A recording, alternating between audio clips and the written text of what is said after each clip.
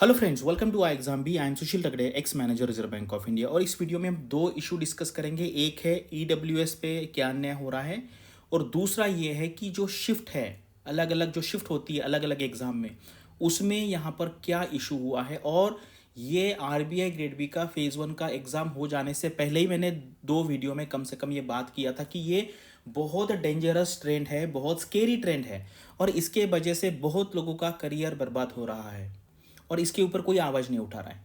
ठीक है, मैं तो वीडियो के थ्रू बता रहा हूँ।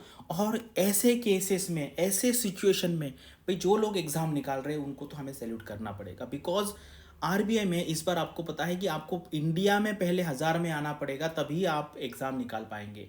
और उससे ज़्यादा तो यूपीएससी में सीट्स होती है। तो देखो, मतलब जो सच में निकाल रहे हैं ना एग्ज़ाम, वो रियली वो उनको सैल्यूट हमें करना पड़ेगा। अभी जो बहुत बड़े लेवल के एग्जाम्स हैं, जैसे वैसे देखो, सभी एग्जाम बड़े लेवल के हैं, सभी एग्जाम एक ही शिफ्ट में होने चाहिए, और उतना इंफ्रास्ट्रक्चर हमें खड़ा करना पड़ेगा। अदरवाइज ये केयर करना पड़ेगा हमें कि जो शिफ्ट का डिफरेंस है डिफिकल्टी लेवल का, उसमें कुछ तो भी समानता होनी चाहिए, सिमिलरिटी होनी चाहिए। अदरवाइज इसके वजह से बहुत लोग सफ़र कर रहे हैं, पहले भी किया था, अभी भी कर रहे हैं और आगे भी करेंगे। हमें इसके अगेंस्ट आवाज़ उठाना ही पड़ेगा कि ऐसा क्यों हुआ। और मैंने वो वीडियो में बताया था, और एग्ज़ाम होने के पहले भी मैंने बताया कि आप इसका टेंशन मत लीजिए कि आपके कितने अटैम्प्ट हुए, क्योंकि शिफ्ट 1 में मतलब 3 क्वेश्चन होने के बाद भी उनको लोगों को 7, 8, 9 ऐसे मार्क मिले हैं। और शिफ्ट 1 में जीए में बहुत अच्छा अटेम्प्ट होने के बाद भी, आपको याद होगा मैंने इसके पहले वीडियो बनाया था और मैंने इस बार कट ऑफ भी प्रेडिक्ट नहीं किया था, और उसका रीज़न भी बताया था। भाई इतने 10, 10, 15, 15, 20, 20 मार्क कम हुए। और सेकंड शिफ्ट जब हो गई थी तो लोग इतने परेशान थे, भाई ऐसा जी आ गया, वैसे जी आ गया, लेकिन बढ़ गया। भाई ये तो इसका मतलब है, तो भाई आपका पढ़ाई का इसमें कोई रोल है नहीं। भाई वो जो कुछ नॉर्मलाइजेशन का कुछ XYZ रूल निकालेंगे और आप पास हो जाएंगे, आप फेल हो जाएंगे। तो ये तो बहुत ही खराब सिस्टम है, मतलब ये कोई सिस्टम है ही नहीं, इसको एनआरकी कहते हैं। ठीक है, ये है। तो चलो अभी यहाँ पे वीडियो स्टार्ट करते हैं। तो अभी देखो, ये है यहाँ पे दो जो इशू है वो डिस्कस करेंगे।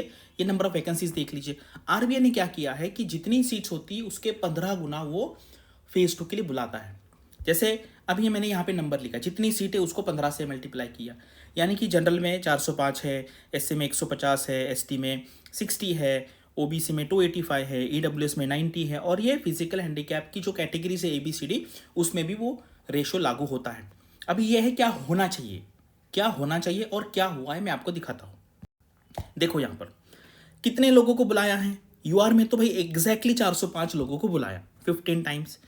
ओबीसी में क्या है, 285 है, 287 को बुलाया, 2 लोग ज़्यादा हैं। एसटी में 150 बुलाने चाहिए थे, 151 को बुलाया, एक एक्स्ट्रा है।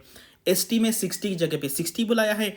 ईडब्ल्यूएस में 90 बुलाना चाहिए था, बुलाया 27 लोगों को, यानी कि 90 का 30% होता है 27। यानी कि भाई ये 70% जो लोग हैं, इनका क्या नुकसान हुआ। ऐसे कोई एग्जाम नहीं है, यूपीएससी है, बाकी आईबीपी है, भाई अगर एक स्पेसिफिक कैटेगरी बनी है तो उनका कंपटीशन उसी कैटेगरी के लोगों के साथ होना चाहिए। तो इर्रेस्पेक्टिव ऑफ अदर कैटेगरीज और जनरल का कट ऑफ, ईडब्ल्यूएस में अगर 90 लोगों को बुलाने तो आप 90 लोगों को बुलाइए, और जो 90 वाला कैंडिडेट होगा, 90th नंबर वाला, उस वो होगा कट ऑफ ईडब्ल्यूएस का। लेकिन पता नहीं आरबीआई क्या कर रहा है। भाई ये तो आवाज़ तो उठाना पड़ेगा, आप नहीं उठा रहे, मैं उठाऊंगा। और ऐसा नहीं किसी ईडब्ल्यूएस के बारे में बात कर रहा हूँ, कोई भी कैटेगरी है, कोई भी कैटेगरी है। आपको अभी आप नए होंगे यहाँ पे, पहले क्या होता था, फिर SC ST में मान लीजिए इंटरव्यू में मार्क्स कम देते थे जनरल के कंपैरिजन, फिर बाद में आरबीआई में बहुत लोगों ने आवाज़ उठाई, फिर ऐसा ट्रेंड आने लगा कि भाई वो टॉपर जो है, एक बार SC का टॉपर था, दूसरे बार OBC का टॉपर था, तो वो फिर जब तक आप आवाज़ नहीं उठाएंगे ना, करेक्टिव एक्शंस नहीं आएंगे। ठीक है। और यहाँ पे देखो फिजिकल हैंडीकैप में क्या हुआ, ये अलग अलग कैटेगरी है। जैसे यहाँ पे 15 लोगों को बुलाया, 7 लोगों को बुलाया।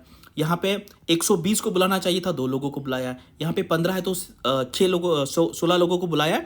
और यहाँ पर 60 था लेकिन 0 लोगों को बुलाया। अभी पता नहीं मतलब एप्लीकेशन आए थे या नहीं आए थे। वैसे अगर यहाँ पे देखेंगे तो भाई बहुत कैंडिडेट दिख रहे हैं। तो अभी यहाँ पे क्या है, जो फिजिकल हैंडीकैप कैटेगरी के लोग हैं उनको इसका बाइफर्केशन पूछना चाहिए कि ABCD कैटेगरी में इंडिविजुअली कितने लोगों ने अप्लाई किया। तो ये आपको समझ में आया कि ईडब्ल्यूएस में सिर्फ 30% लोगों को बुलाया है, एक्चुअली बुलाना चाहिए था 90 लोगों को। 90 का 30% 27 होता है। तो आप इसके अगेंस्ट आवाज़ उठाइए भाई। मतलब जैसे देखो, अगर आप देखेंगे ना, अलग अलग कैटेगरी में अलग अलग लीडर्स है, आपको पता है। जैसे ओबीसी में अगर है तो उनके कोई लीडर है, एसटी में है तो उनके लीडर है, एससी में है उनके लीडर है। करेक्ट। तो भाई ओबीसी का कौन, ये ईडब्ल्यूएस का लीडर कौन है?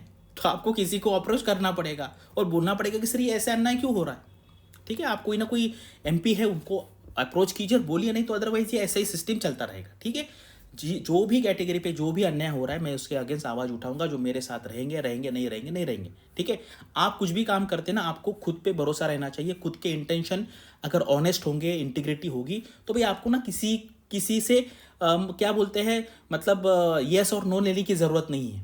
ठीक है, आपको किसी से डरना नहीं है और किसी के ऊपर भी डिपेंडेंट नहीं रहना कि कोई मुझे अच्छा बोलेगा कोई बुरा बोलेगा। ठीक है, तो अगर आप कन्विंस हैं आपके इंटेंशन पे, आपके ऑनेस्टी पे, तो आपको आवाज़ उठाना है, जैसे मैं यहाँ पे आवाज़ उठा रहा हूँ। ठीक है, और बाकी ये देख लीजिए भाई कितने लोगों ने एप्लीकेशन किया है, फिर कितने लोगों ने एग्ज़ाम दिया और कितने लोगों ने ये एग्ज़ाम पास किया। ठीक है, ये एक इशू हो गया। अभी दूसरे इशू पे आते हैं। अब यहाँ पे आते, देखो ये है कि किसी ने पूछा यहाँ पे, और क्यों पूछा, क्योंकि आपको पता था कि भाई इतना ज़बरदस्त नॉर्मलाइजेशन हुआ है तो पूछना पड़ेगा। और अगर आप देखेंगे, क्योंकि आपको पता है हम एग्ज़ाम सेंटर्स पे जाते हैं अलग अलग इंटरव्यू लेने के लिए और बहुत सारे स्टूडेंट के साथ इंटरेक्शन भी करते हैं। और आपने देखा भी होगा, जब हमने फेज़ 1 का एनालिसिस किया, फेज़ 2 का एनालिसिस करने के लिए डेटा ही नहीं था, भाई लोग ही नहीं मिले। और जो लोग गए थे उन्होंने कहा सर फेज़ 2 में बहुत कम अटेंडेंस थी। तो मेरे हिसाब से फेज़ 1 में, शिफ्ट 1 में मान लीजिए कि 100 लोग थे, मान लीजिए जो जिन्होंने एग्ज़ाम दिया, तो शिफ्ट 2 में 30-40 ही होंगे, ऐसा अंदाज़ा है मेरा, जितना डेटा मिला उसके बेसिस पे। लेकिन देखो ये क्या है, मतलब अगर आप स्टैटिस्टिकल टूल लगाएंगे तो भाई दोनों शिफ्ट से नियर अबाउट इक्वल होने चाहिए। लेकिन यहाँ पे तो भाई कुछ अलग ही हुआ है। मतलब शिफ्ट 1 से, सेशन 1 से इतने लोग पास हुए और सेशन 2 से इतने हुए।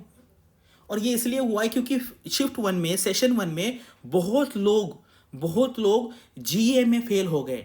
और उसका रीज़न ये नहीं है कि भाई आपका जीए खराब था, ये नहीं है, क्योंकि पेपर शिफ्ट 1 में जीए बहुत आसान था, बहुत आसान था।